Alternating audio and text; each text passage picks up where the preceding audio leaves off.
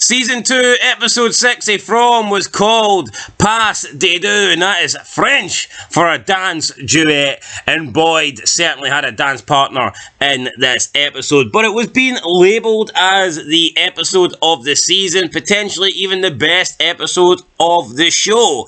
And we are here on Fog Entertainment, the home of all From content, to see if this episode lived up to its expectations. A terrifying return to form. Well, I feel like it was better than what it was. But you know what? I don't think it was that good in terms of the context of the show. So I'm going to break it down. Well, we're going to break it down and give you our thoughts. Was it the best episode of the season? I wouldn't even go that far, right? But you know what? It was the best episode in a while. It was better than episode 5 and 4. I would go out on a limb and say it was probably better than 3. I think that's fair. Yeah. I would, yeah. I don't know if it was better than 1 and 2. It gave me vibes of episode 7 of season 1. The colony house kinda under attack, I guess.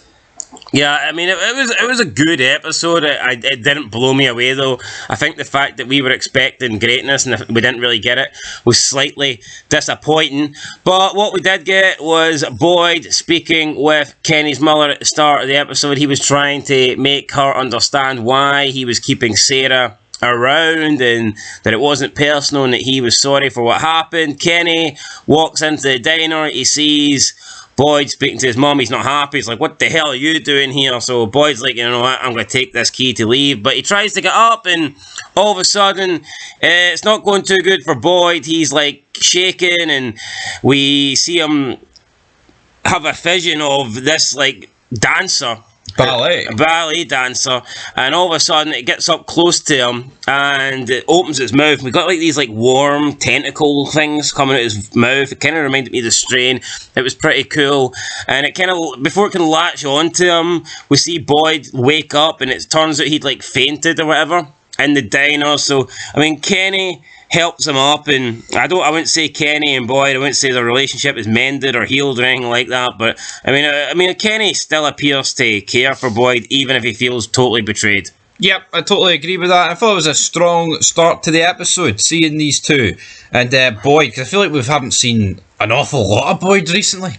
Yeah. I feel like, I mean, you wanted to have a wee word with the family member, the guy, what's his fucking name? Jim, and he's like, not today, Jim, fuck you, you're not big enough for me to talk to today.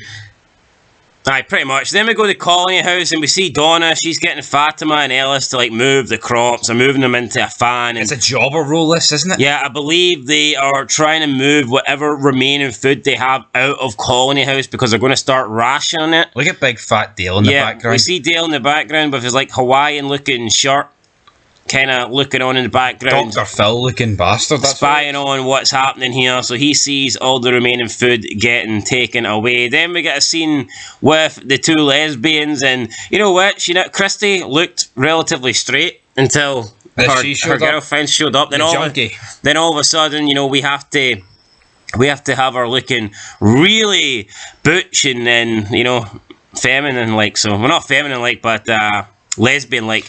No, but see her girlfriend, right? I think even for the first time we saw her on the bus, she looked like a junkie. The hair looks greasy, just looks like a junkie in my opinion. Yeah, I would agree with that. It wasn't even just, if someone said draw a junkie without looking too much like a junkie, I'd draw her. And I think also the fact that she kind of needs to dye her hair again. Aye. The roots are showing or whatever, but anyway, Christy finds out that her girlfriend, whose name is completely slipping me at the moment, Merlin. I just call her Mel. Scoot.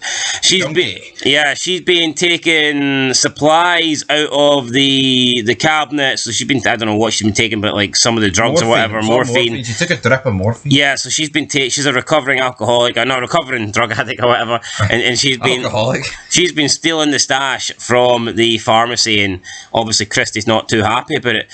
Then we go with Boyd, and he is out in the, I don't know where, it's like the woods or something with Kenny, and he basically opens up, he tells Kenny about these worms in his blood and inside his body, and he tells him about the man that he met, Martin, Kenny looks at him like Boyd is an absolute, I don't know, psycho. Which is fair enough. Then we see Boyd again. He finds the dancer. Who comes out the cellar door. Yeah, because it's a cellar door, but it's like just another vision. Only Boyd can see it. Kenny can't see nothing. We then have another conversation. Kenny and Boyd get to the hospital, the clinic. Boyd's sitting with Christy and they're discussing the fact that Boyd is now sick and he appears to be infected because he was given the blood of Martin. He tells Christy about Martin. Christy kind of has the same reaction that Kenny has, and it doesn't seem like they believe Boyd at all. We then go back to the colony house and we just see them pretty much arguing. They're arguing about the supplies, and Dale is like kind of going on some like paranoia thing where he's making whatever food's left, and he kind of wants the new people to go out, but he's kind of solely focusing on Elgin and the bus driver, whose again name I can't remember. And I don't know if they're trying to paint Dale as like half racist here, because he wants the two black people to leave the And then he colony ends up house. stabbing Black Ellis. Yeah, so like, I mean, I don't know if that's what they were going for, but Ellis is like, look, you can't throw them out, whatever. But he's currently, like I said, he's doing the food, he's making dinner or whatever, and then he turns around and stabs Ellis. I don't think it was intentional, though. It looked like an accident. No, yeah, it looked like an accident, but I mean, it's just stupid, and also he is trying to throw these people out to their death. I don't think it was box worthy, put it that way. No, I don't think it was box worthy either, but at the end of the day, I mean, he was throwing them out. Yeah, he was. Then we have a scene inside Kenny's house with his mother and the Matthews family. That's where they're staying now. I don't think we've seen Jade there. I don't know where Jade was, but Donna's there. Jade didn't appear in this episode. Yeah, Donna's there, and basically she's getting them to help look after the food, or they're trying to, I don't know, they're trying to Ration it or whatever. Hold on. Jim comes across here as the whiniest little fucking bitch in the world. And this is it? Why didn't you tell us, Donna? This is all the food we've got. This is like a week. Yeah, tops. Jim thinks things are going to go bad. Things are going to go south once everyone finds out this is all the food that's left, and pretty much that is that. You're a fucking man. How about you take care of business, Jim? You are a man. I don't give a fuck what he did in roller coasters, man. Then we see them looking after Ellis has been stabbed. It was a pretty bad stab. It was, and I guess they decided, you know what, he can't really make it here till the night, so Elgin and Fatima are going to try and get him to the clinic where Christy can do something for him. Surgery. So Elgin then runs out into the middle of the night. He looks at the window till he doesn't see anybody around. He manages to get into this car, this like Volkswagen, like Jeep, minifan, whatever. Manages to get it starting. Avoids all the monsters. Runs up to the house and it parks outside where Fatima and Ellis get into the fan. It's like, I don't know. I feel like, could they have had someone die here? Maybe not somebody main, but just a no-namer, even from Colony House. That was trying to help them? Yeah. I feel like... Like, what if someone from Colony House is trying to help Ellis out into the fan, and he gets him in, but he's trying to make it back inside the Colony House, and he just gets, like, slashed, like Fowler Cattery? I felt they could have done that. Do you not feel, though, like, Ellis lost a lot of blood here? Yeah, he did. But I think there's a lack of deaths in Season 2. No, yeah, you're right. Anyway, then they get... But saying that, I did think Ellis was going to die this episode. Ellis. So they get him to the clinic, and Ellis gets brought inside. Boyd sees that his son's been stabbed. He's panicking. Christy's like, you know what? He's lost a lot of blood, and he needs blood. And she says, like, Boyd, what blood type are you? And Boyd tells her the blood type. She's like, oh, that's good. You're the same blood. And then she asks Boyd, like, let's give me some. And Boyd's like, hey, I know, I can't do that. I can't do that. Don't work for me, bro. She's like, no, Ellis is going to die if you don't give this blood. And Boyd's like, I can't give him the blood. I'm infected. I got these worms inside of me.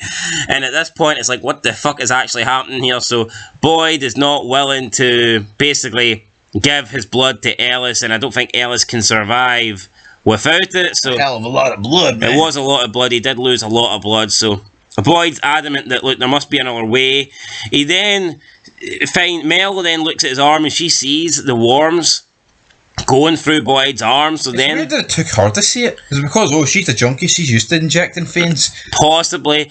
Then Kenny grabs a knife And at this point, I thought Kenny was... I actually, see when Kenny grabbed the knife, I thought he was going to be like, look, Boyd, you fucking psychotic, crazy man, give him your blood now. Yeah, but instead he does like a proper face tongue. Yeah, but Kenny's like, right, cuts himself, I believe, and then he's like, yo, give me your blood. I'll take the blood. I'll take the infection, because he believes that since Martin passed it on to Boyd, maybe Boyd can pass it on to Kenny. But once Martin passed it on to Boyd, Martin appeared to die. So, could it be once these leave you, you die? That's something I've been thinking, but that doesn't seem to be the case, although this episode didn't really answer it. Well, it kind of did. So, well, not really. Well, I mean, it's left Boyd. Boyd no longer has it. I don't think that's been confirmed. Yeah, it's been confirmed. I don't think that's been confirmed, and Boyd's still alive, so... Anyway, Kenny's like, give me... It has been confirmed, though. Right, hold on. I don't want to go into the next episode, but it has been confirmed. Or else they would surely just use more of Boyd's blood to kill these monsters at night, rather than look for bile in its stomach in an autopsy. Well, I don't think they did a good job of telling you that that's it cleared up for Boyd. Well, it came across to me watching it. No, I'm not entirely sure. You must have been paying attention. No, I was paying attention. I was paying a lot of attention. I don't think they... Really? I think a certain Jeremy Ice and Fire pays more attention. Fuck him. This is the Homer From content. God damn it, yeah. So, yeah, Boyd's like, nah, I'm not, I can't do that, Kenny. I let your father die unpunished. I can't, give you that whatever's inside of me. So Boyd's like, stay here. And he runs outside, and I did not know what Boyd was doing here. He goes outside into the middle of the night. Kenny is watching through the window, about to watch as his former... 6. His 40, well, no, 12, I guess. Aye, 12. His former sheriff is about to bite the dust. We then see Boyd get surrounded by all the creepy people, and the creepiest one of them all, the smelly guys in front of Boyd. Boyd then cuts his hand, and he tells Creepy Dude to come a bit closer. And obviously Creepy Dude trying to get closer to Boyd does. Your blood is my blood, motherfucker. He manages to swipe him in the neck and opens up like a little cut. And then Boyd flies in, hand first, palm to the neck, and he gets him, and Boyd then steps back, but Smelly Man just pretty much does not react, and he's like, well, did you think that was going to do anything? I like this game. He says he likes this game, but then he doesn't like this game because later... Within about 5 seconds, he just like starts crumbling to the ground here and looks like he just like dies. He kind of just hits the deck, and that's pretty much it. Yeah, it's weird what the monsters were doing with Boyd. I thought they might have knew initially that, he's got that blood, we can't really touch him. Because it was like a large standoff, but then once they did it, they all go round. His face it was almost like he was a vampire that was like in the sun. Whatever it must be, exposed to the sun or something. The worms eat their blood. So his face kind of like shriveled up, and this happened. But you know what? I did originally say back when this happened, I didn't think that these worms were a bad thing, because like Martin seemed like a nice guy who was also in the military, and he was trying to warn Boyd. So I don't see why Martin would have done this if like these worms were a curse. I said this from that very episode that it just didn't make sense to me. But he did say he had a fate worse than death with these worms eating alive at me. So... He didn't say that? I'm pretty sure he did, because then Boyd said that. Boyd said that in like episode 4, did he not? No, I'm pretty sure he didn't. No, I pay attention though. No, his whole bad fate was him just being locked up there, prisoner. Yeah, but he said, I'm being kept alive by these worms. Slow agonising death. I'm pretty sure Big Martin said that. So why has Boyd not been kept alive by the worms then? Boy, he's not been sentenced to death. So you think these worms give you eternal life? I'm not saying they give you that. Like, it's obviously it doesn't give the monsters eternal life, because... Yeah, it must... Well, that's what I'm saying. I don't know. We're going to find out more as the season goes on. Anyway, Smelly Man just kind of shrivels up and falls to the deck. Then the other monsters kind of just pay too much attention to Smelly Man, and they allow Boyd just to, like, slip past them and back into the clinic. And then the rest of them... It's the first time they've seen a monster die. Yeah, the rest of the monsters just kind of walk over to the Smelly Man and look at him and then walk off. So Boyd's back inside the clinic now, and he...